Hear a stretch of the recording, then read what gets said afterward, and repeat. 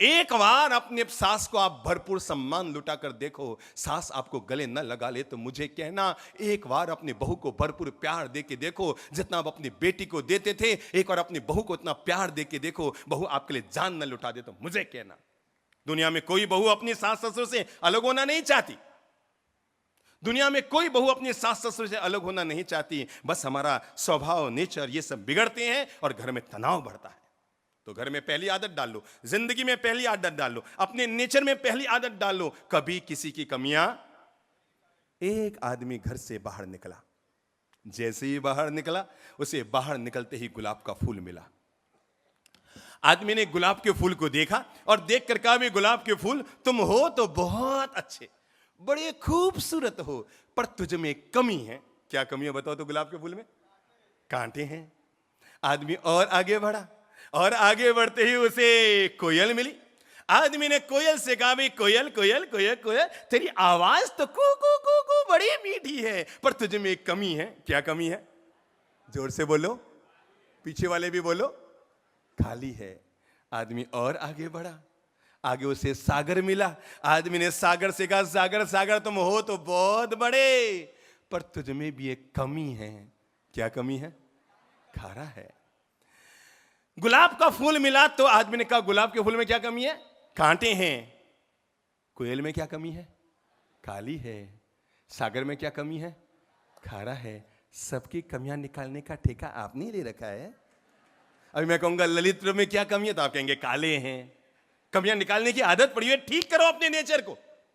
गुलाब के फूल में कांट नहीं, गुलाब के फूल में सौंदर्य है। कोयल में कालीमा नहीं, कोयल की आवाज मीठी है। सागर में खारा पानी नहीं, सागर की लहरों का मधुर आनंद है। आदमी दिन भर भटक भटका कर शाम को वापस घर पे लौट कर आया, और जब घर पर लौट कर आया तो घर के बाहर तीनों खड़े थे, गुलाब का फूल, कोयल और सागर। तीनों खड़े थे और तीनों ने आदमी को रोक कर कहा, सुन रे भाई, तूने हम तीनों में कमियां निकाली, हमें अच्छा लगा, पर हम तुम्हें केवल इतना सब बता देना चाहते हैं कि तुम में भी एक कमी है, और तेरी सबसे बड़ी कमी यही है। आदमी ने कहा, मुझ में क्या कमी है? मैं तो बिल्कुल चकाचक हूं, मेरे सुंदर बाल, सुंदर गाल, काहे की कमी मुझ में? तो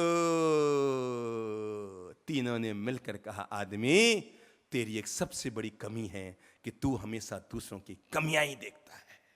क्या कमी है? क्या कमी है? क्या कमी है? बोल लो तो। तू हमेशा दूसरों की कमियां ही देखता है। अपने नेचर को चेंज कीजिए, आपका फ्यूचर ठीक हो जाएगा। और चेंज करने के लिए पहला काम कीजिए, कभी भी किसी की कमी, कभी भी किसी की कमी। चलो हाथ जोड़ो, हाथ जोड़ो, हाथ जोड़ो। जिनके भीतर आत्मा है, जिनके भीतर आत्मा नहीं है वो हाथ मत जोड़ना, पर जिनके भीतर आत्मा है वो हाथ जोड़ लो। गीता कहती है, शरीर मरता है पर आत्मा अमर रहती है। आज के लोगों को देखता हूं तो लगता है सबकी आत्माएं तो मरती जा रही है, सबके शरीर चल रहे हैं। बस हाथ जोड़ लो, जीवन का नियम ले लो। पहला नियम, कभी किसी की कमी देखेंगे कि नहीं देखेंगे? इतने लटके लटके बोलोगे तो देखते ही रहोगे। चलो जोर की आवाज से बोलेंगे, आज से हम संकल्प लेते हैं, हम कभी किसी की कमी नहीं देखेंगे, नहीं देखेंगे, नहीं देखेंगे। नंबर 2, हमारे नेचर में जो ठीक करने वाली आदत है वो है कभी किसी की मजाक मत उड़ाया करें।